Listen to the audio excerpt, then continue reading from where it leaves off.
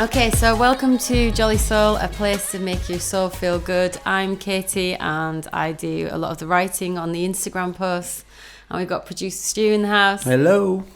And we've got little Mia Chops down here, our little doggy who is snoring at the moment. So I'm just going to talk about why I set Jolly Soul up. I think for me, I'd had lots and lots of struggles myself, and I'd learned so many things about kind of how to live and different bits of wisdom. I think one thing I'd always done is I'd sort of go to the internet and I would look for things to sort of make me feel better in a moment. Like, I think sometimes like I get in such a like cloudy place and I just kind of needed something to kind of pull me out of it. And often I'd see like a quote or something that would be like moving in a way that made me feel better in that moment. And so that's why I write the quotes, even though they're a bit cheesy sometimes. I think the idea of a quote, it's like, oh, it's a cheesy quote, you know, but it's, to me, it's like I remember being so low that even just that moment just really helped, you know, like it just helped me, one little thing. And I thought how wonderful that is, like that you could just be in a certain mindset and then you could change completely because of just a few words, or you could think completely differently about something, again, just because of a few words. So that's why I try to write things sort of in a nutshell and how I feel about something, or like try to reach someone in a certain way. And it's like this morning, I've had a really tough morning with my own little self, in my own mind. It's crazy, like you can just get so lost in these sort of moments of life. And it's like not even anything, you know, like I don't even know why I can be so upset about something. I think we'd made some changes and things with things. And I don't know, it's really strange that you can just sort of go on like such a low. And I think for me, I want people to realise that like everyone goes through that. Like, you know, I think a lot of people think I'm a really strong person, and I am a strong person. I'm very confident, and I'm definitely, you know, one who will say something in any situation. I've definitely got like the fight out of the fight or flight scenario. But I think that there's definitely times where I can feel really, really low and quite upset and emotional. And like that's how, you know, I sort of felt today, and even now I just feel really emotional, and I just want people to realise like it's okay like to be like that. It's making me really sad thinking about it, that people go through that and they're on their own. And that's why I did Jolly Soul. I think, gosh, really made me upset. It's completely understandable because each quote means something to you, doesn't it? Yeah. It's coming from a certain emotion, so it does mean something. And I think you try to be perfect. I think like I try to be perfect a lot of the time, and you just can't be. You're not perfect. Like nobody's perfect. What is perfect? It's just an idea, isn't it? It's like this morning I put a quote out on Jolly Soul, and immediately I'd spelt it wrong, and I knew I'd spelt it wrong. I knew I'd spelt it wrong beforehand because I'd spoken about it. And I put it out, and my own idea of being perfect is like, you have to remove that quote. You need to take it down. And it's like straight away it helped so many people. And it was like a struggle with my own little ego going, I want to take it down because I need it to be perfect. Yeah. And yeah, it helped people already, and I just thought, well, why would I take it down when it's out there? You know, people had wrote some lovely things about it and wrote to me about, you know, even just little hearts or whatever. It meant something to someone, and I just need, my little ego in my mind is going, take it down because it's not perfect. It's like, you know that it's spelt wrong. Why are you leaving it there?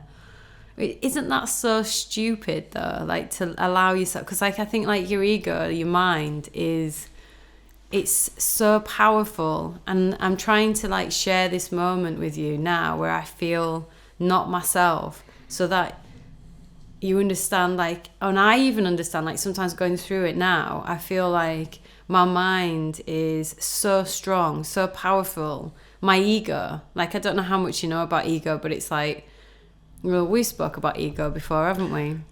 Yeah, well, a lot. Egos, it can take you one way or the other. Egos, and it depends if you want to listen to it.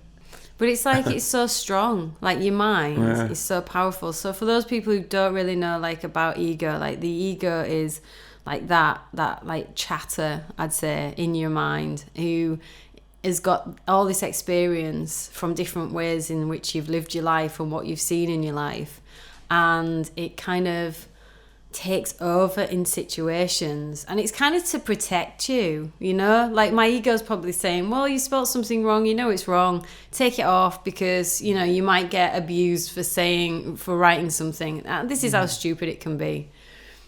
And it's trying to, I think it's like, is it a primordial thing? Is that the right word? But it's something that goes back in our sort of sense, in ourself, from years and years and years to protect us. So, like, say when we were out hunting, you know, your ego's like, right, well, that tiger once tried to bite you. Let's keep away from that tiger.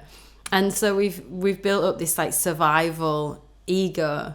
But unfortunately, like, it doesn't always serve us in normal life now, because, you know, just because one person hurt you, it doesn't mean that everyone's going to hurt you. But your ego, or the mind, is saying, actually, everything will hurt you.